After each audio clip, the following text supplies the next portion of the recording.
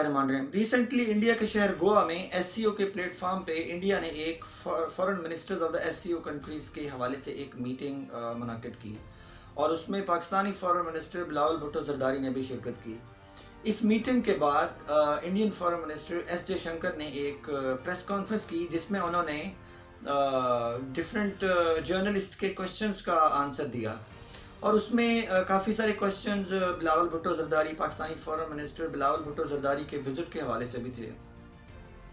इसमें सबसे पहले तो आप ये देख लें कि Indian foreign minister S Jaishankar की बॉडी लैंग्वेज क्या थी, उन्होंने किस तरह की वर्डिंग यूज़ की और उनका क्या स्टांस था। सबसे पहले तो आप ये देख लीजिए and after that I certainly would like to react over it.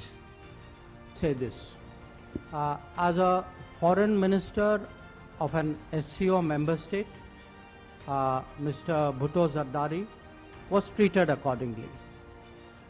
As a promoter, justifier, and I'm sorry to say spokesperson of a terrorism industry, which is the mainstay of Pakistan, his positions were called out and they were countered, including at the SCO meeting itself. Did you see the wording? He basically used the spokespersons of the terrorism industry. देखें, एक जब career diplomat, एक experience diplomat जब इस तरह की wording use करता है तो उसकी डिप्लोमेटिक एफर्ट्स पे बेसिकली क्वेश्चन उठते हैं।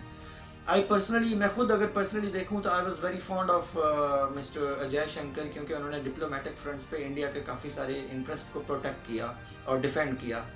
तो जब इस तरह के क्वेश्चन जब आप यूज़ करेंगे कि he was mister Bilawal Bhutto Zardari is a spokesperson of terrorism industry. Now अगर आपको ये कहा जाए you are a spokesperson of Hindutva ideology, you are not a spokesperson of India, you are a spokesperson of RSS ideology, you are a spokesperson of Hindus only in India, तो definitely ये आपको अच्छा नहीं लगेगा। और ख़ास तौर पे जब आप किसी डिप्लोमेटिक पोजीशन पे बैठ के इस तरह के वर्ड यूज़ करेंगे तो उसका रिजल्ट डेफिनेटली पॉजिटिव नहीं निकलेगा, उसकी कुछ रिपरकशंस फेस करनी पड़ेंगी। और सेकेंडली जब आप now come to the regarding the question of China-Pakistan economic corridor, yes, आपने कहा है कि India believes in the connectivity models and India believes in the trade and economic collaborations, but that should not violate the territorial sovereignty of any other state. On the China-Pakistan economic corridor, this so-called corridor, I think it was made very clear, not once but twice in the SCO meeting, that connectivity is good for progress, but connectivity cannot violate the territorial integrity and sovereignty of states. So this has been our long-standing position. Nobody should have any doubt about it, and I assure you those who are in the room today had no doubt about it. I made sure of that.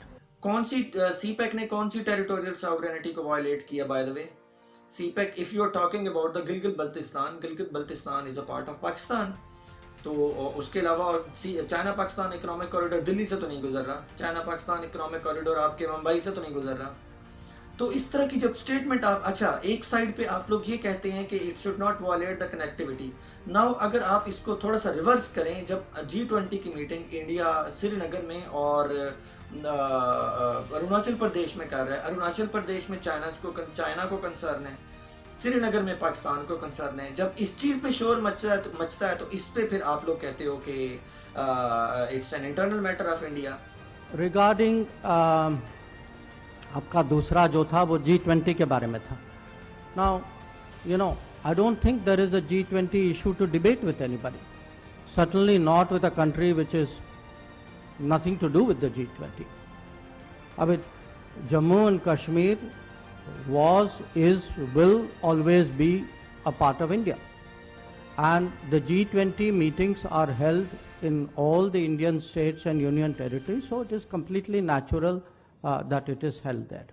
देखें, जब आप double standard use करेंगे तो double standard definitely, देखें, एक आप अपने interest को प्रोटेक्ट करते हैं, एक चीज समझ आती है कि यस यू आर आप definitely you are an Indian position at an Indian position, तो आप इंडिया के इंटरेस्ट को प्रोटेक्ट करेंगे, बट एटलीस्ट आप माउथ पीस तो ऐसा बने ना कि जिससे आपकी वर्ड सिलेक्शन या आपका एक जो स्टांस है उसमें कुछ जान आए।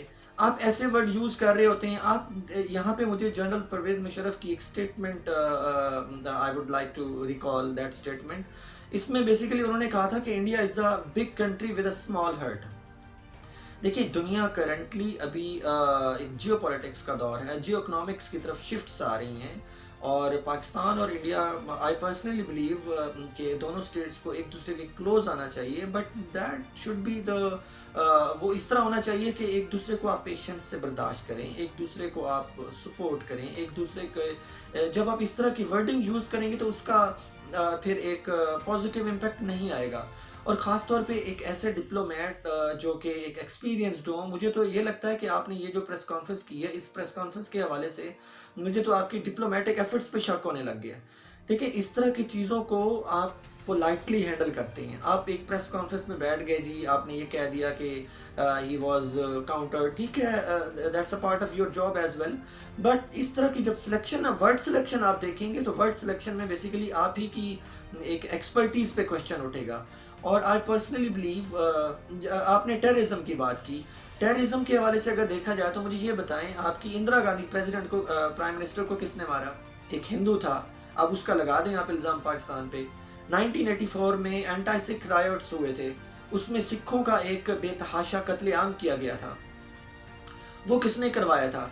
वो आपके सिटिंग प्राइम मिनिस्टर ने करवाया था, जो आजकल का सिटिंग प्राइम मिनिस्टर है उसने करवाया था। और काफ़ी सारी एग्जांपल्स हैं। मिसाल के तौर पे आपने एक लफ्ज़ जिहाद के तौर पे, कहाँ गई आपकी फ्रीडम ऑफ एक्सप्रेशन, कहाँ गई आपकी सॉर्ट ऑफ सेकुलरिज्म? पहली बात तो ये कि सेकुलरिज्म है नहीं। आपने एक यू आर बेसिकली, मुझे तो लगता है कि आप जैसे आपने टेररिज्म इंडस्ट्री की बात की, मुझे तो लगता है कि India is a Hindu state, definitely it's a Hindu state. उसमें कोई सेकुलरिज्म, कोई मुस्लिम्स के लिए कोई फ्रीडम नहीं है। और लव जिहाद क्या है? वहाँ पे तो एक मुसलमान लड़की को एक हिंदू लड़के से शादी करने के लिए भी आपने वो किया हुआ है कि that's sort of ban on it. और ये हिजाब के हवाले से इंसिडेंट हो गए। और प्रेस फ्रीडम पे अपना ज़रा एक देख लें, तो इस तरह की काफ़ी सारी चीज़ें हैं। अगर आप डिग आउट करेंगे चीज़ों को तो चीज़ें उल्टा बिगड़ेंगी। आप जिस पोजीशन पे बैठे हुए हो, आपको चीज़ों को पोलाइटली हैंडल करना चाहिए, आपको चीज़ों को सेंसिबली हैंडल करना चाहिए, जो कि अनफॉर्चुनेटली आपकी इस प्रेस कॉन्फ्रेंस में everything was missing in this regard. You completely did an emotional, sentimental sort of press conference. It was away from the ground realities, what I personally believe.